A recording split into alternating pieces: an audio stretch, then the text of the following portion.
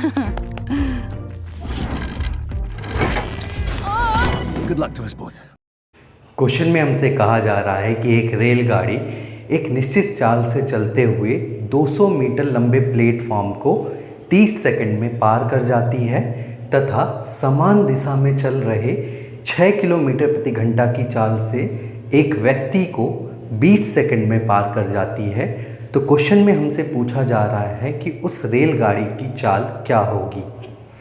जैसा कि क्वेश्चन में आप देख पा रहे होगे, जो रेलगाड़ी है वो दो चीज़ों को पार कर रही है। फर्स्ट केस में वो 200 मीटर लंबे एक प्लेटफॉर्म को पार कर रही है और सेकंड केस में वो 6 किलोमीटर प्रति घंटा की चाल से चल रहे एक व्यक्ति को पार कर रही है। अगर आप इन दोनों ही केस को ध्यान से देखोगे तो दोनों ही केस में जो स्पीड है वो अलग अलग होगी।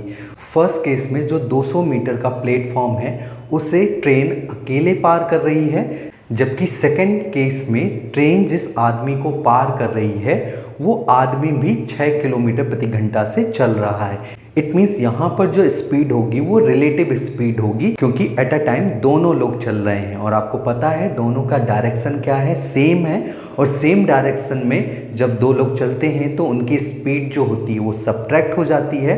तो हम कह सकते हैं फर्स्ट केस में जो ट्रेन की स्पीड है और सेकंड केस में जो रिलेटिव स्पीड है उनके बीच का जो डिफरेंस होगा वो 6 किलोमीटर का होगा। तो अगर हम सेकंड केस की रिलेटिव स्पीड को 6 किलोमीटर प्रति घंटा से बढ़ा दें तो दोनों ही केस की जो स्पीड होगी वो बराबर हो जाएगी। और आपको पता है एक बार स्पीड दोनों ही केस में बराबर हो जाएगी तो हम इनके बीच में एक रिलेशन एस्टैब्लिश कर पाएंगे।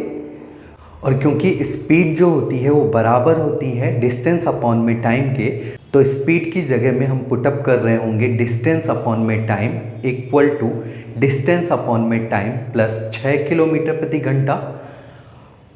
यहाँ पर अगर हम फर्स्ट केस की डिस्टेंस की बात करें तो आपको पता है फर्स्ट केस में जो ट्रेन है वो 200 मीटर लंबे प्लेटफॉर्म को पार करती है। और आपको पता होगा जब कभी भी कोई ट्रेन किसी प्लेटफॉर्म को पार करती है तो वो कितनी दूरी तय करती है, अपनी खुद की लंबाई और प्लेटफॉर्म की लंबाई।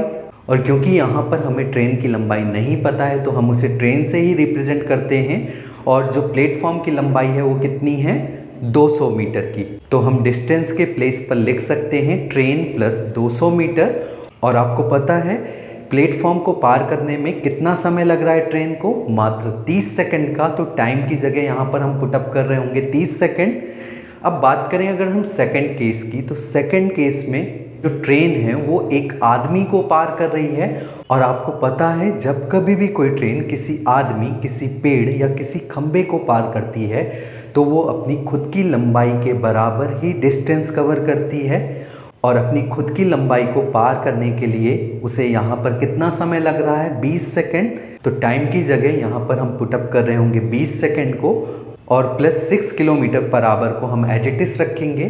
और आपको पता है यहाँ पर जो डिस्टेंस है उसको हम मीटर में और टाइम को सेकंड में मेजर कर रहे हैं। इट मीन्स जो स्पीड आएगी वो हमारी मीटर पर सेकंड में आएगी। तो क्यों ना हम 6 किलोमीटर पर आवर को सबसे पहले मीटर पर सेकंड में चेंज कर लें। और आपको पता है किलोमीटर पर आवर को मीटर पर सेकंड में चेंज करने के लिए हमें यहाँ पर 5/18 का मल्टीप्लाई करना पड़ेगा। तो अगर हम 6 में 5/18 का मल्टीप्लाई करें और 6 को 18 से कैंसिल आउट करें तो ये 3 टाइम्स जा रहा होगा। इट मीन्स जो हमारी स्पीड होगी यहाँ पर वो क्या होगी, 5/3 मीटर पर सेकंड। और अगर हम इन दोनों डिस्टेंस को ऐड करें तो जो हमारा एलसीएम आ रहा होगा वो 60 आ रहा होगा। और ऊपर क्या आएगा, 3 ट्रेन प्लस 100 मीटर।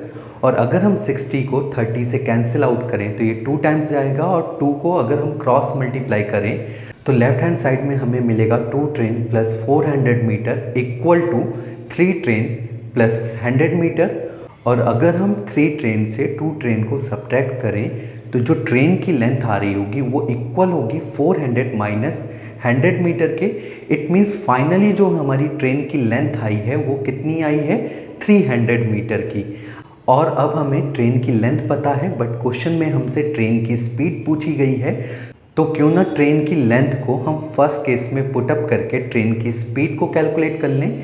तो फर्स्ट केस में जो स्पीड है वो इक्वल है ट्रेन की length plus 200 metre platform upon में 30 सेकंड के। तो ट्रेन की लेंथ हमारी कितनी आई है 300 मीटर की। तो ट्रेन की लेंथ की जगह हम 300 मीटर पुटअप करें और प्लस 200 मीटर हमारा platform, it means distance equal हो जाएगी 500 के। और जो ये डिस्टेंस है वो हम कितने सेकंड में कवर कर रहे हैं 30 सेकंड में।